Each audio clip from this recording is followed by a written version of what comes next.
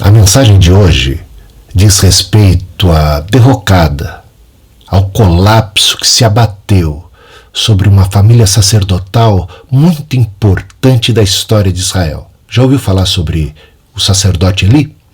Seus filhos Ofni e Finéias? Eli foi escolhido por Deus, mas ele desapontou a Deus, foi se distanciando do Senhor, foi perdendo a visão. A gente já observa isto logo no início do livro de 1 Samuel, quando, daquele episódio de Ana, que virá a ser a mãe de Samuel, quando ela chorava no templo e clamava ao Senhor, balbuciando, em voz baixa, mas assim, mexendo seus lábios, e ao observá-la, o Eli, sacerdote, homem de Deus, não teve discernimento do que se passava com ela, e ele suspeitou que ela estivesse embriagada. Então isso já é um sinal de sua falta de discernimento, que é decorrente do seu distanciamento de Deus. Mais adiante, os seus filhos se tornarão sacerdotes e eles vão aprontar 1001. São chamados até de filhos de Belial, filhos do capeta. São pessoas sem um pingo de temor de Deus. Eles eram corruptos, eles não se contentavam com o seu soldo, eles pegavam aquela que era a parte consagrada a Deus para si, eles tiravam partido da sua condição de líderes e tinham relações sexuais com várias mulheres na frente ali da tenda da congregação. E com esse comportamento eles levavam o povo também a pecar, a se distanciarem de Deus. E o sacerdote, digamos assim, o sumo sacerdote Eli, ele não foi enérgico o suficiente. Ele foi conivente e tolerava os pecados dos filhos, amava muito os filhos e fazia vistas grossas ou repreendia de maneira não enérgica o suficiente. Tudo isso despertou o justo juízo de Deus, que se abateu sobre a casa de Eli. Deus mesmo protestou, dizendo: você, Eli, honrou mais os seus filhos do que a mim. E Deus prometeu que a casa de Eli cairia, que haveria morte, tanto para Eli, como também para os seus filhos Ofni e Finéias. Maldição decorrente do pecado. E o juízo começa pela casa de Deus, porque a quem mais é dado, deste mais também é requerido. E aquele que professa o nome do Senhor, que se aparte da iniquidade. O resultado foi uma verdadeira desgraça. Houve uma batalha, os filisteus vieram para atacar o povo de Israel e no campo aberto, 4.000 homens de Israel foram mortos.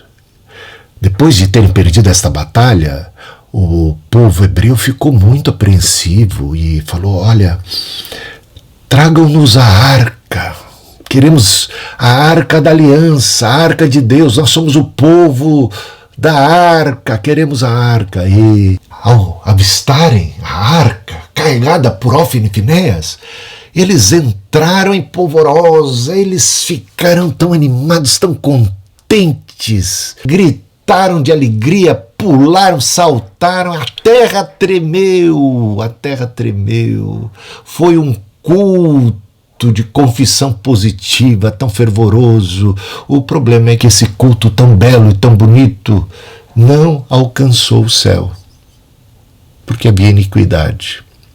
Deus protesta lá em Isaías capítulo 1 a respeito de cultos desse tipo. Deus fala assim: esse povo me honra com os lábios, mas o seu coração está longe de mim. É o que Deus diz, ele protesta. E ele não pode suportar o culto sagrado associado com a iniquidade, com a maldade humana. E esse culto de nada valeu em termos da bênção de Deus. Resultado: uma nova batalha, uma nova derrota. 30.000 homens morreram naquela batalha. entre eles Ofni e Finéias. A arca da aliança foi tomada pelos filisteus, levada ao templo do seu deus Dagom e colocada aos pés deste ídolo. E a notícia chegou até o sacerdote Eli, que quando soube de tamanha desgraça, caiu da cadeira, quebrou o pescoço e veio a falecer. Naquele mesmo dia, conforme Deus já havia dito que aconteceria por causa do pecado. A mulher de Finéias, que estava grávida, acabou com a notícia dando à luz precipitadamente. E ao nascer o seu filho, o nome posto nele foi Icabô, que significa foi-se a glória de Israel. Porque a arca da aliança foi parar em mãos inimigas, aos pés de Dagom, deus dos filisteus. Que tamanha desgraça! Assim termina a história do sacerdócio da casa de Eli. Mas Deus se manifestou nesta história de uma maneira gloriosa.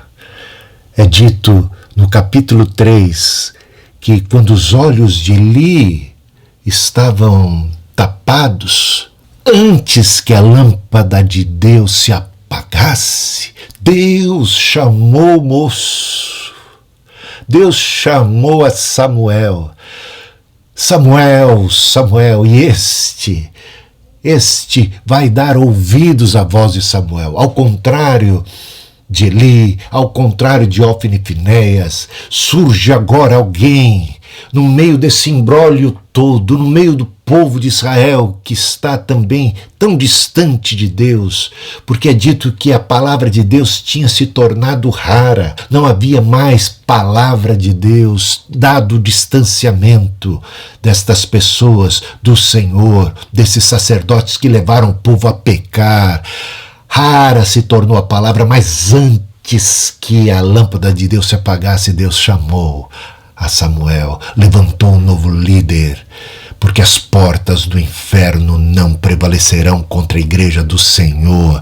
O Senhor vindicará o seu próprio nome, o Senhor fará a estátua de Dagom cair aos pés da arca, o Senhor levará praga às nações, aos povos, aos filisteus que tomaram a arca da aliança, eles irão devolvê-la e com muitos presentes ao povo de Israel. O Senhor vive, reina, e até é interessante que os filisteus demonstrarão um temor e um respeito, um verdadeiro temor a Deus que faltou em Eli e faltou principalmente em Ofni e Finéias.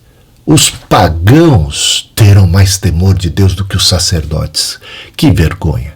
Mas antes que a lâmpada de Deus se apagasse, Deus chamou o moço e ele vai dar ouvidos à voz de Deus, e ele já crescia. E já é dito, né, que naquele contexto em que Ofni e Finéias iam crescendo em maldade, Samuel crescia em bondade, justiça, obediência, temor do Senhor. Que diferença!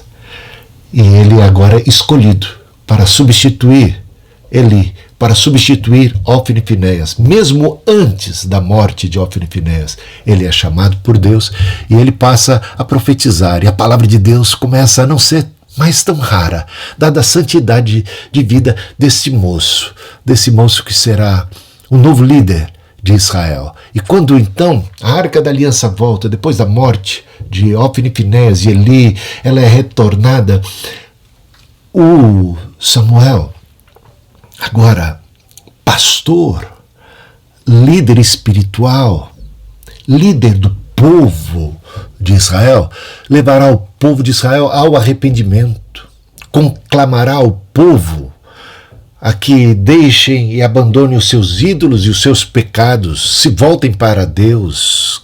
E, de repente, uma nova batalha. Os filisteus, sabendo disso, ficam invocados e vão atacar novamente o povo hebreu. Agora, sob a liderança de Samuel. Samuel, sabendo disso, o povo também agora em menor número, com menos soldados, e tendo que enfrentar esse exército que já anteriormente os havia vencido em 2 batalhas, ficaram com medo, mas buscaram a Samuel e pediram: Samuel, clame por nós. A confiança deles não estava mais na arca da aliança em si como objeto de idolatria, mas no Deus da aliança. Buscaram a face de Deus. Eleva os meus olhos para os montes, de onde me virá o socorro? Meu socorro vem do Senhor que fez os céus e a terra, do Senhor da arca. Não podemos ter ídolos diante de nós, nem mesmo a arca da aliança. E eles anteriormente haviam confiado na possessão da arca da aliança, mas eles estavam com seu relacionamento rompido com Deus, distantes do Senhor. E isso, não, a arca da aliança de nada serve para um povo que não tem aliança com Deus, que não tem relacionamento com Deus. Então, Samuel, sabedor disso, reúne o povo e promove ali um culto, só que um culto distinto daquele culto fanista, triunfalista, de confissão positiva, não tem para ninguém, nós temos a arca, nós vamos vencer. Não, era um culto de arrependimento, de corações contritos, de confissão, não positiva, mas de confissão de pecados. E um coração contrito agrada a Deus, o Senhor não rejeita jamais. E o que aconteceu foi que o Senhor respondeu dos altos céus e trovejou sobre os exércitos dos filisteus.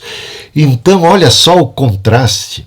Enquanto naquele culto de confissão positiva, liderado por Ofni e Finéias, a terra tremeu com o barulho e com a empolgação e o entusiasmo e as danças e os saltos dos homens de Israel, não houve nenhuma resposta positiva do céu.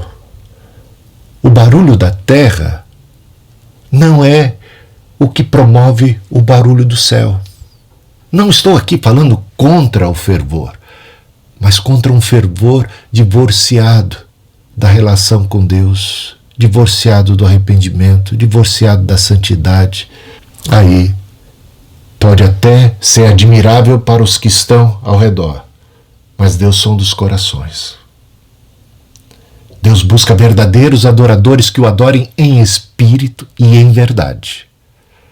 E o que está acontecendo agora com o culto organizado, liderado por Samuel, é que tem gente confessando pecado, coração contrito, com temor de Deus, buscando a face do Senhor, dependendo única e tão somente de Deus, e não apegado a superstições, e não apegado a ídolos, e nem mesmo à arca da aliança, mas ao Deus da aliança.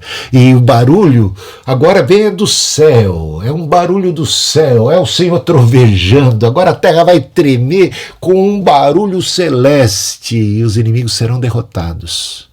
Os filisteus serão derrotados, nunca mais farão guerra contra Israel durante todos os dias da liderança sacerdotal, pastoral, espiritual desse novo líder, consagrado ao Senhor, Samuel. E se a história do sacerdócio da casa de Eli, Ofni e Finéias terminou daquela maneira tão desgraçada, trazendo tanta derrota, tanta humilhação, e com aquela palavra emblemática que foi o nome dado ao filho de Finéias, e acabou, foi-se a glória de Israel, agora começa um novo tempo de vitória, de graça, da bênção de Deus. E depois dessa tremenda vitória, Samuel faz um altar com uma pedra e ele declara uma nova palavra, que também é emblemática. A palavra Ebenezer, que significa até até aqui nos ajudou o Senhor. Gente, quanta diferença, que contraste tremendo entre esses dois ministérios, entre Eli, Hofni e Finéias e agora Samuel. Alguém que dá ouvidos à voz de Deus.